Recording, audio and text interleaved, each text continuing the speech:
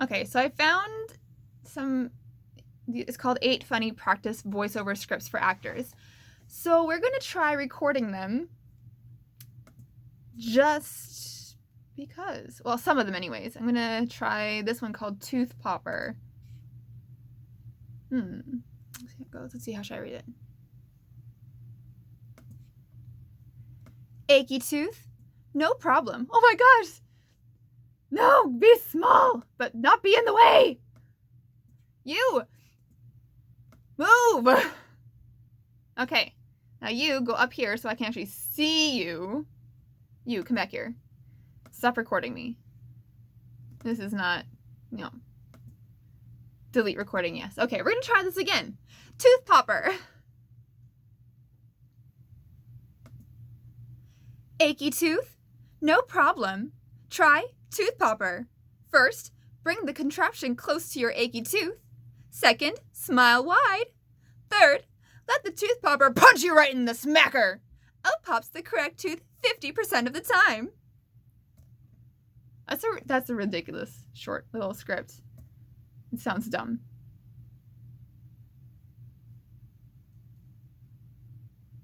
We're gonna try it again though, because I don't like it. Okay, we're gonna try that one more time. We're just getting the feels on. Whew. All right, tooth popper. Here we go. Achy tooth? No problem. Try tooth popper. First, bring the contraption close to your achy tooth. Second, smile wide. Third, let the tooth popper punch you right in the smacker. Out pops the correct tooth 50% of the time. That sounds dumb, doesn't it?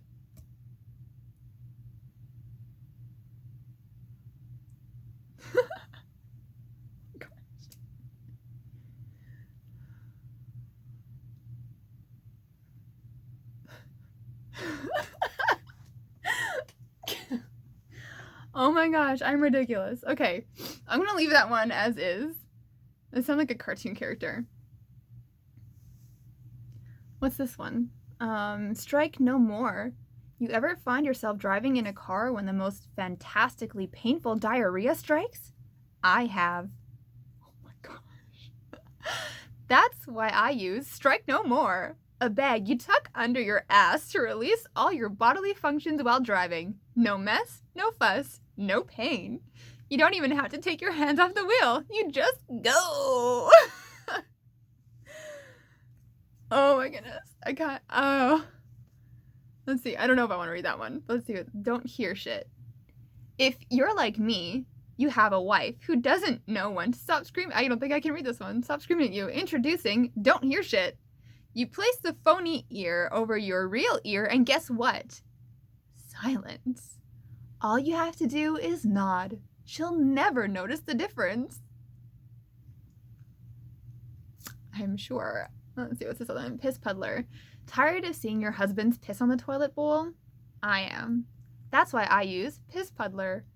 Piss Puddler is a radar detector that hangs above the toilet, so each time your hubby drops a little drizzle, the Piss Puddler drops a little drizzle on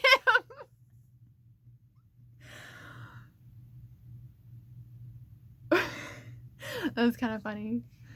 I think I'm gonna read that one just because it sounds fun. I don't know, what kind of voice should I do it in? I feel like it should be a refined, kind of sophisticated sort of voice. I'm going to try it. Tired of seeing your husband's piss on the toilet bowl? I am. That's why I use Piss Puddler. Piss Puddler is a radar detector that hangs above the toilet, so each time your hubby drops a little drizzle, the Piss Puddler drops a little drizzle on him. Was that a good choice?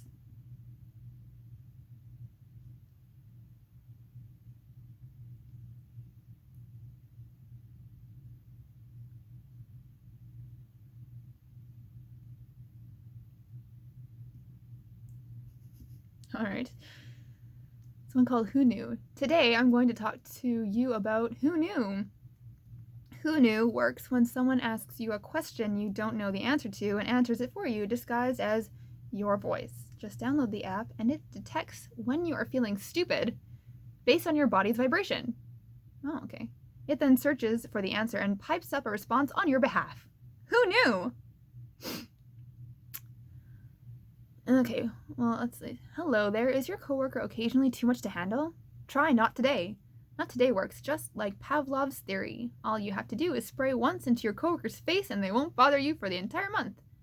No recollection, no bother. Okay, I want to see, are there any good ones that I could read in, like, random funny character voices? Close this. Let's see. Monologues for women. Let's see. Female drama, female comedy, female serial comedy. Let's just try comedy. Let's see. Phone calls. Nobody cares. Some both sound boring. Let's see. Dog anxiety. How was your day, darling face?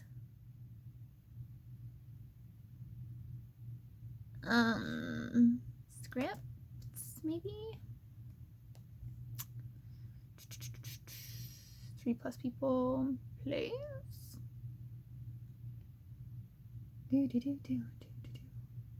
Scenes, maybe? Apparently it's really hard to find things to read for demos.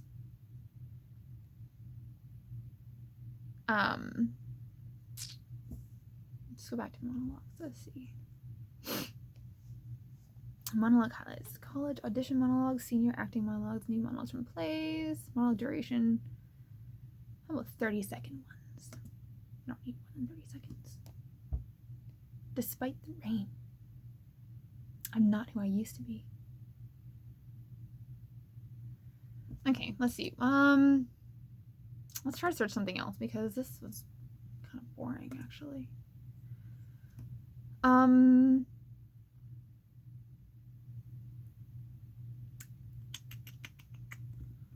Voice acting scripts for voice acting anime. Demo reel scripts for voice acting. Yes. Let's see if we can find some good ones. 40 acting scripts for actor demo reels. Needs archives. Everything you need to know. I just want the scripts. Oh, it's the same thing. Okay, well.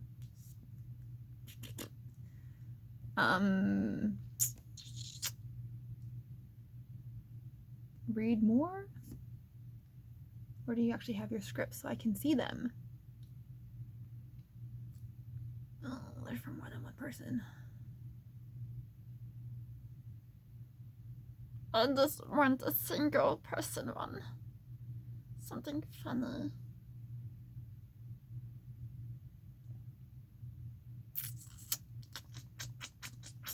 No, these are all boring.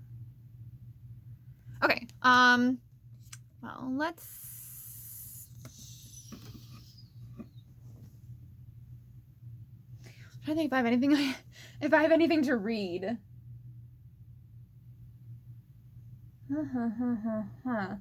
I have Grimm fairy tales. I could probably just keep reading those, huh? Read those in different voices? Okay, one sec. I'm just gonna disappear behind here.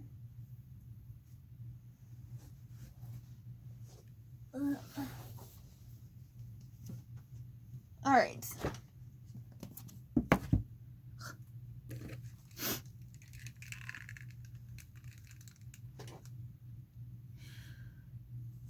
This is a long video of me just not doing anything useful. Okay, let's see. Godfather Death. Let's see, which ones... Is there anything I can read with a weird, fun voice? Companionship. Companionship of the cat. I cannot read, guys. A tale about the boy who went forth to learn what fear was. Oh, The Wolf and the 7 Young Kids. That one's so... That poor wolf, honestly.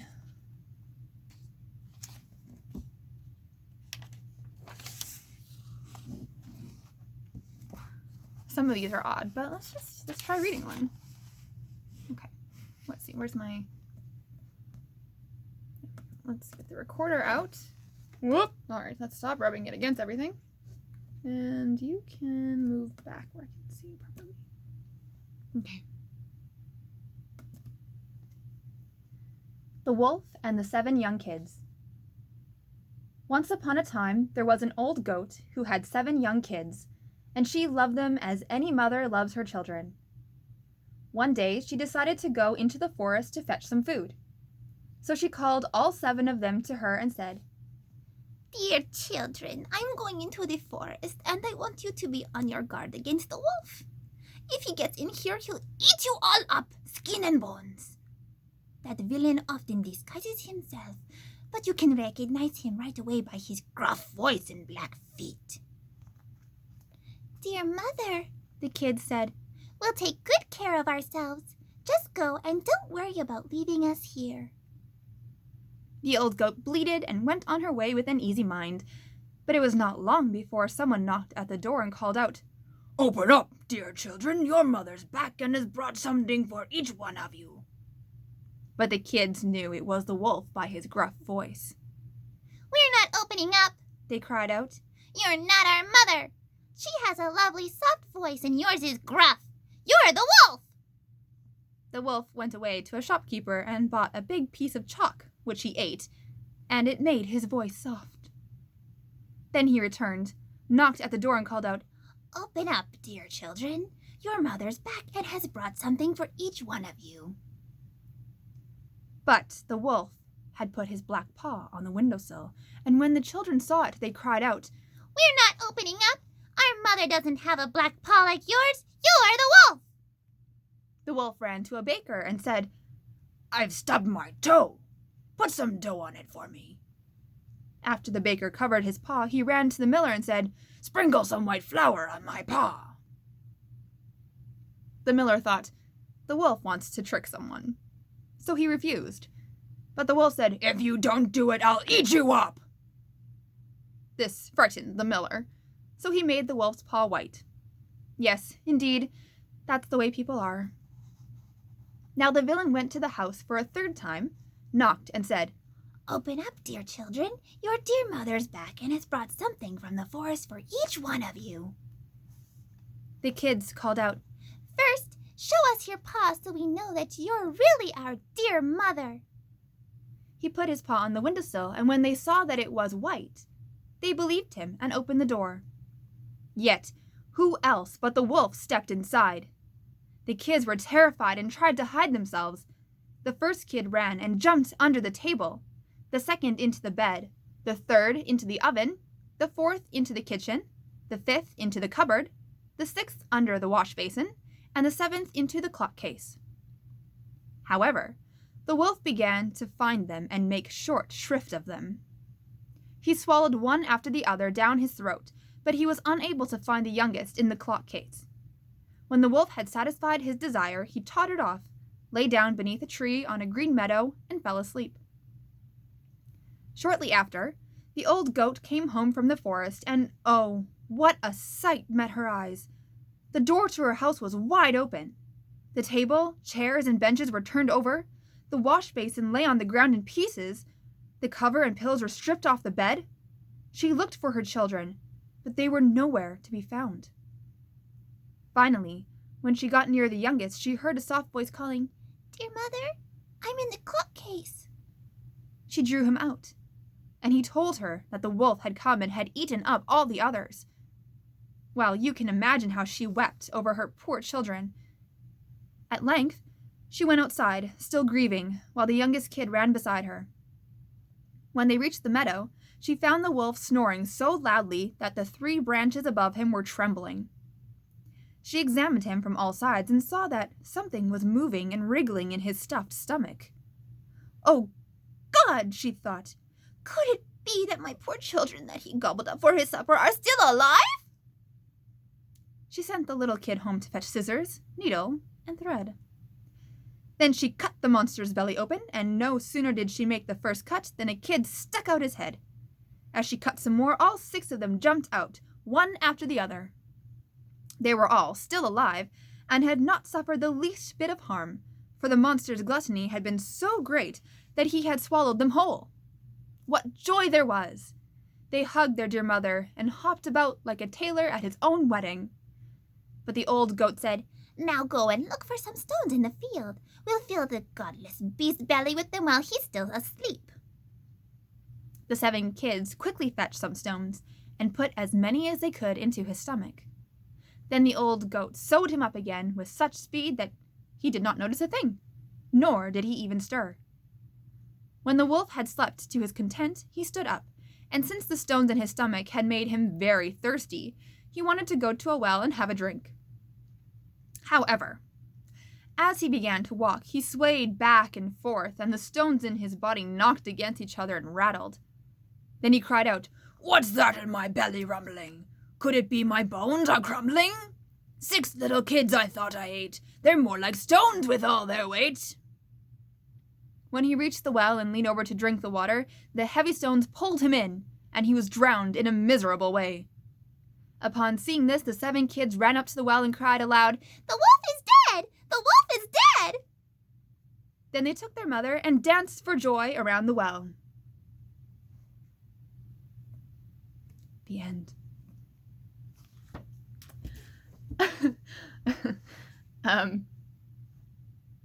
I don't know if I kept all the voices consistent throughout, but I hope you enjoyed that.